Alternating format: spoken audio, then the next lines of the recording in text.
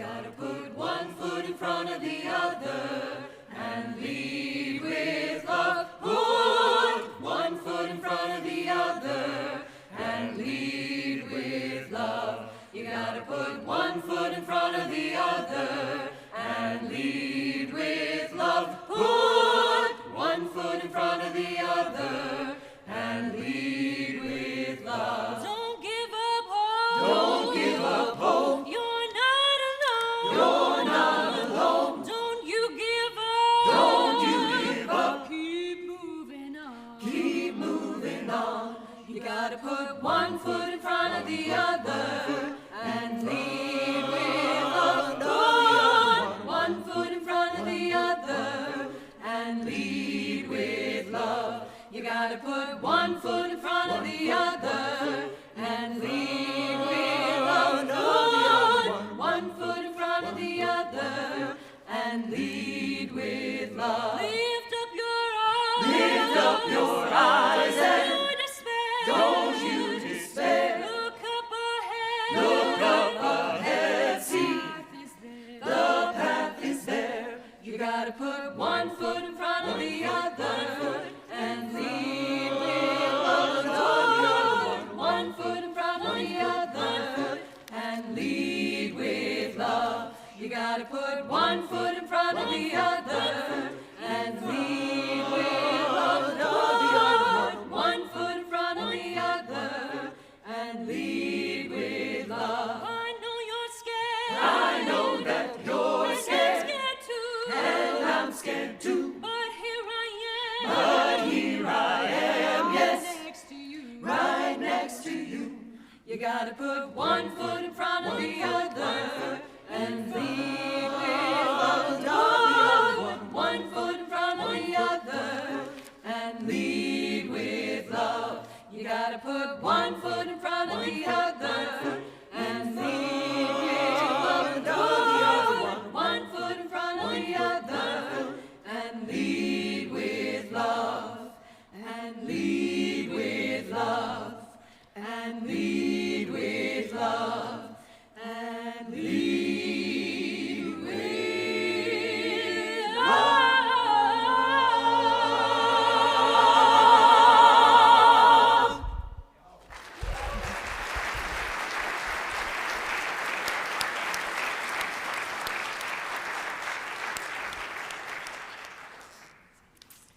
A reading from Mark 2.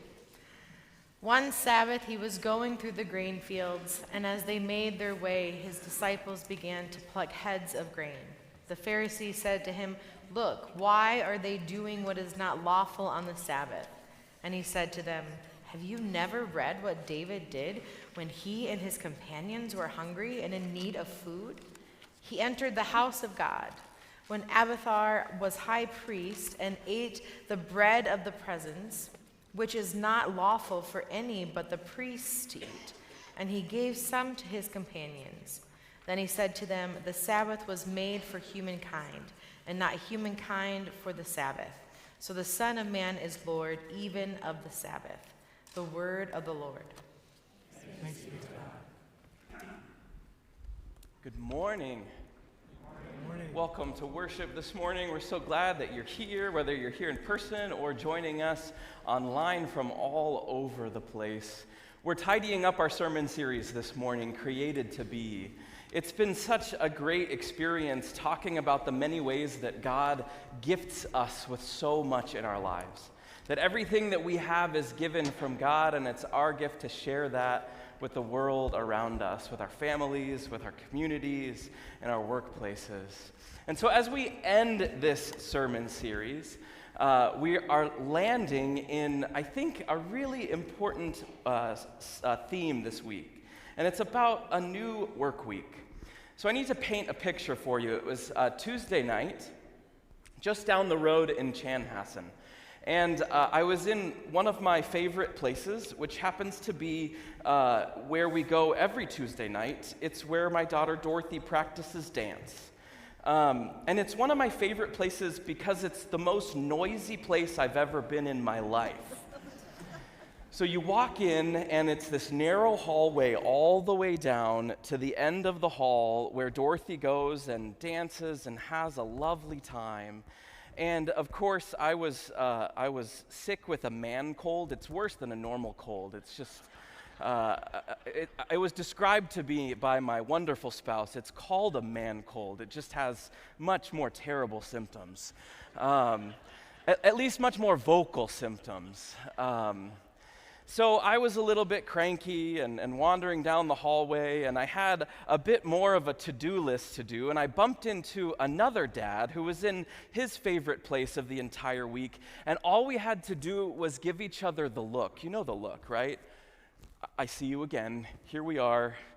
He happens to go to church here, and we see each other at least 3 to 5 times a week in addition to church, right? Because our kids happen to be in the same activities, so we always have that minute to chat, to check in, to see how things are going. But I could see the look on his face, and I'm sure that he saw a look on mine, right? It was just one of those days. But it got me thinking about the ways that our work week is more than just a work week. You see, every Tuesday night at dance is a part of my week. It's a really important part of my work week. And I think we'll get to that in a minute. Our whole world has been having a conversation about what our work week should look like, right? You've seen this on the news. Many of you work in places where you're having this sort of conversation about innovating a new work week, right? There is a sort of innovation here about what a new work week looks like. And if you could grab my clicker for me there, back there, thank you. There we are. Of course, we have the idea of remote work that we stumbled into in the pandemic, the idea of hybrid work. Beyond that, unlimited PTO is something that I'm starting to hear about, although I just read something recently that studies show people take less paid time off when they're given unlimited PTO. Now, let me just say that again. You're given unlimited PTO, and studies show that human beings take less? There seems to be something wrong there. I think we'll get at some of that too. The 4-day work week. I know there's been conversations about what a 4-day work week can look like. And now there's treats to come back to work, or maybe entertainment or all sorts of things. And then there's also requirements to come back to work. If the carrot doesn't work, then we'll try the stick. And that is, of course, also on top of the vast number of humans and workers who have been working in person since the dawn of time, right? Some marvelous servants, teachers, and nurses, and first responders, and all of those amazing people thinking about what a new work week looks like. Well, innovations in the work week are actually nothing new. You see, the term Sabbath is actually an innovation. It was a brand new thing in the book of Exodus. It's the first time, actually the second time, that we're introduced to the theme of Sabbath. The people of Israel are leaving out of slavery in Pharaoh's economy, where they do not get a day off, where they do not get time with their families, where they do not even own their own schedules or bodies. And the innovation that God gives to the Hebrew people out of Pharaoh's Egypt is the gift of the Sabbath. You see, first, God saves the people out of Israel, out of slavery, out of Egypt, out of slavery, and into a new economy, into a new world, into a new way of marking time, a new week. But pretty soon, the people of Israel are griping. In fact, it says in the scriptures that they were grumbling.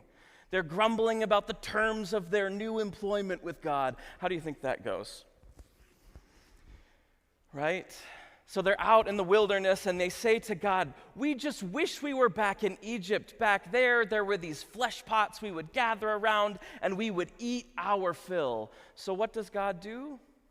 God gives them their fill. God gives manna in the wilderness and water and everything that the people need. God always provides, even when the people are just griping.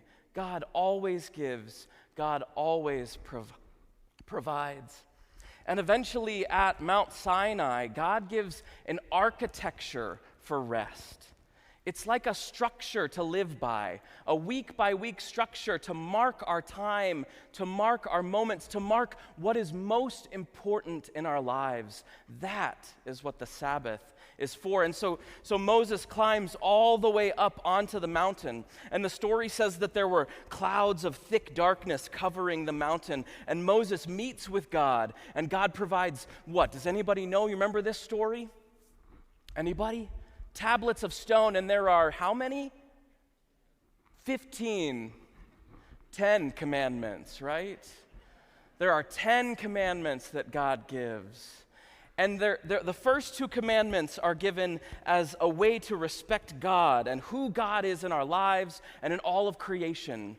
And then there's this in the middle commandment that comes next. But after that, there are all these commandments about how we treat one another, how we treat other humans, how we treat all of God's creation. But the one in between that relates to both God and to humans and to ourselves is remember the Sabbath day and keep it holy. Remember the Sabbath day and keep it holy.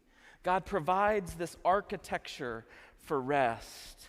But what are the people of Israel doing? Well, they're working gold into an idol at the foot of the mountain. They weren't resting. They weren't even feasting. They were doing business that they shouldn't have been doing. So Moses comes back down the mountain, slams the tablets down in anger, and eventually goes back to be with God. And God reminds Moses, this is a stubborn people. They're going to have to practice this for yet another 40 years, an entire generation, to learn the essentials of how important Sabbath is in our world. You see, creatures need Sabbath. And isn't that cute? If that's not enough, creatures need Sabbath.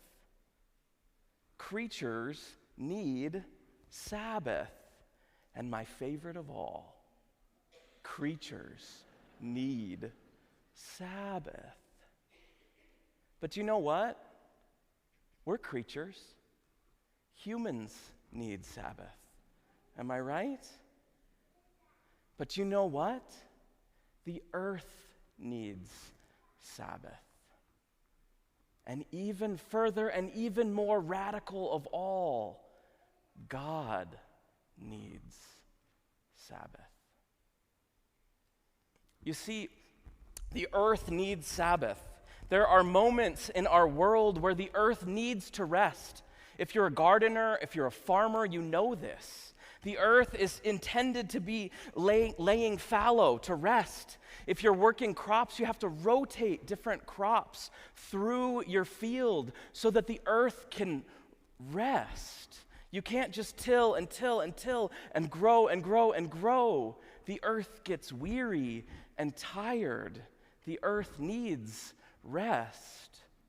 And humans need rest too, right? We need this moment to relax and to rest. When God gave the law in the book of Leviticus, there are entire sections of Leviticus that talk about how humans should behave on the Sabbath day, training this people for an entire generation to learn their humanity, to reclaim who they were created to be outside of Pharaoh's economy. Humans need Sabbath. But even more in these laws, it gave exactly specific guidance to how often the land should receive rest. Really, actually, scientific guidance. All around the number 7, every 7 years, you let your field rest so that you can keep growing for the next 7 years. But it all centers around the verses in the very beginning of Scripture itself, where God created everything that exists in how many days? You know this number. How many days did God create? 7, I see the number. Wrong. God created the earth in 6 days. And on the 7th day, God rested because God needs Sabbath. God needs rest. The creator of the stars at night, God needs rest. The spirit of life and love and breath that fills our lungs needs rest. The one who raised Jesus from the dead needs, of all things, rest. It makes no sense in our brains except that maybe it keeps teaching us that creatures need Sabbath. That creatures need Sabbath. That creatures need Sabbath. Enter Jesus some 1,000 years later. And he's teaching to the Pharisees and the scribes who had figured out a way to make Sabbath into something that you had to work really hard at. You had to always be on the lookout for ways that you were working on the Sabbath day, and countless rules and regulations about how to treat that Sabbath. You can't do this, and the list would go on, right? And so as the disciples are wandering through the fields, plucking a simple grain of wheat, probably talking with one another, the Pharisees and the scribes are on the lookout, and they say, "Aha, we've caught you," as religious insiders so often do. And they say to the disciples and to Jesus, "You cannot pick grain on the Sabbath day," which is when Jesus says this: "The Sabbath was made for humankind and not humankind for the Sabbath. So the Son of Man is Lord even of the Sabbath." In our strange, upside-down, topsy-turvy world, oddly enough, we have also turned Sabbath into something that we can yet improve upon. God's gift of a day of rest wasn't enough, and so we come up with ways to improve the Sabbath. A program to follow, perhaps, a wellness routine, a subscription for only $9.99 per month, or twice, or 3 times, or 10 times that, a productivity planner. We have turned mindfulness to improve your workflow. Sabbath has become a set of rules and a new law, a thing that only benefits those who can afford it, a thing that is only given to those who can carve out the time, a thing that we have to work towards day in and day out. And our employers might say, "Yes, please, it will make you better at your jobs." Do you see how wrong this is? Right? I've gotten to know one of the foremost biblical scholars of our time through a ministry here of our congregation, this little ministry that has grown with deep roots and wide branches called Church Anew. And we've gotten to know this man named Walter Brueggemann. And in a book a few years ago, he wrote this about our world that seems to keep spinning forward. "Multitasking is the drive to be more than we are, to control more than we do, to extend our power and our effectiveness. Such practice yields a divided self, with full attention given to nothing." We need Sabbath. We need it now more than ever. And Sabbath is no new innovation. Sabbath is nothing that we can just carve out and put in our calendar and get better at and improve our well-being, but it just might. You see, Sabbath is something that was given to all of creation at the dawn of time. Sabbath is the logic that our whole world revolves around. Sabbath is the practice that Jesus teaches us and keeps teaching us day after day, week after week, year after year, generation after generation, and we're still learning. It took the people of Israel a whole generation to get to the promised land, and it takes us generation upon generation upon generation to learn and relearn this practice of Sabbath. But the gift is still there. We don't have to earn it. We don't have to mark it on our report card. It's given free of charge to each and every one of us. And so with that, I have 3 points. It's been a little while. Number one, and this is an introduction from my daughter Dorothy. When Dorothy is eating something really tasty, something that she's savoring and enjoying, and she gets to the point where she's full, and I ask her, "Are you done with that?" Usually because I'm going to polish off the rest of it, right? I say, "Are you done with that?" And Dorothy's response is almost always, "I'm done for now." And don't I love that response?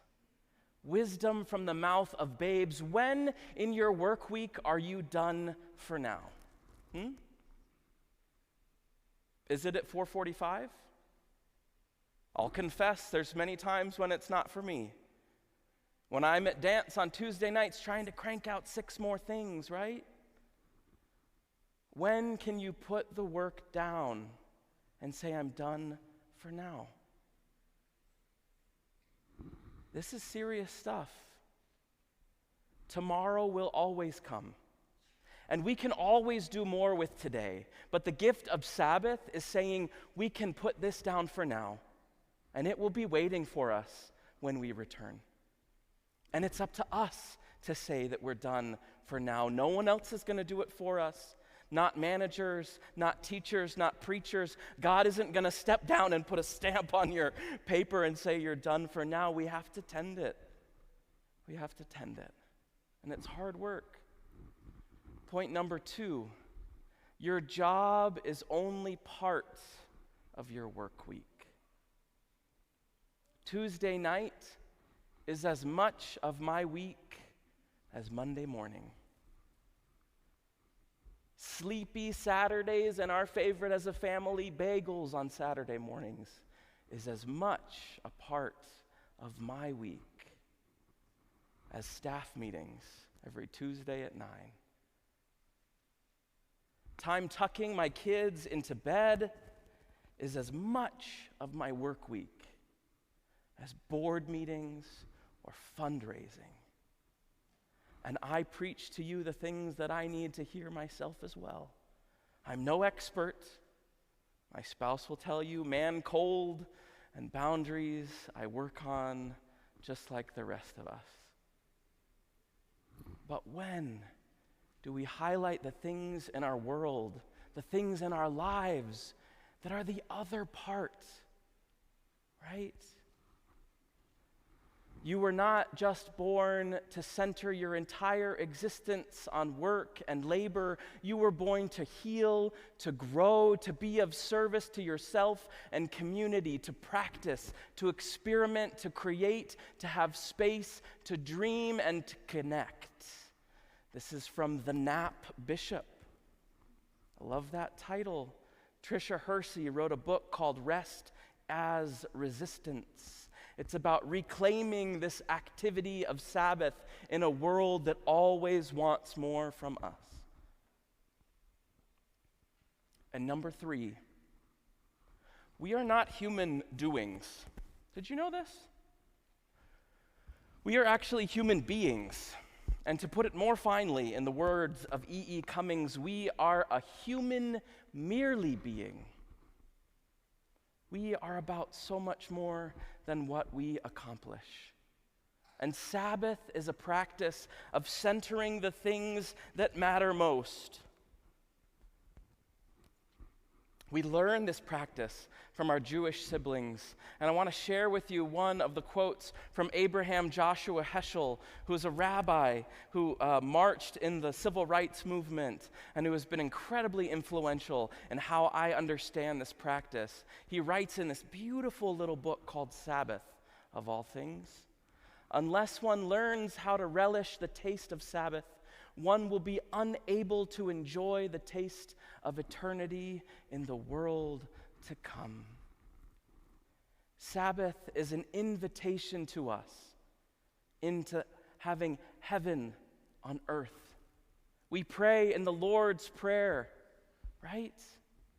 On earth as it is in heaven. Sabbath is the invitation where God leans close to us, where God names what is most valuable in our world, in our lives, and where we can practice that day in and day out with a breath or an hour or a day or a week or a month or a summer. Sabbath is a practice that we desperately need. So my question, I like to leave us with a question to meander into this week, is who gets our best?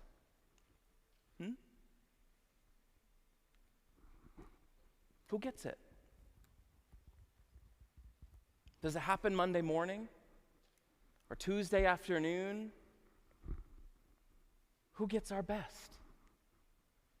And are they the people who are the most important in our lives? I can't answer that question for you, but I can confess when I was pretty mixed up about who was getting my best. And it was just this last week, by all means. You see, I pulled into the garage, and I had Alma in the back seat, and she was just chatty and chirpy, and I was trying to hang on to the conversation with Alma, but also juggling the things that I was finishing and needed still to finish. And I pulled into the garage, and I was just about to get out of the car, and Alma said quickly, "Daddy, can I go for a bike ride?" And I said, "No." I said, "No." But Alma, without a single moment, said, "Daddy, when else am I going to be able to bike in January?" And who brought me back down to earth but a not quite 10-year-old, right? And so, of course, bike to your heart's content. Look at what matters the most. Center your lives around the things that are essential. You see, Sabbath reminds us that we have time. So do something that matters most with it. Amen.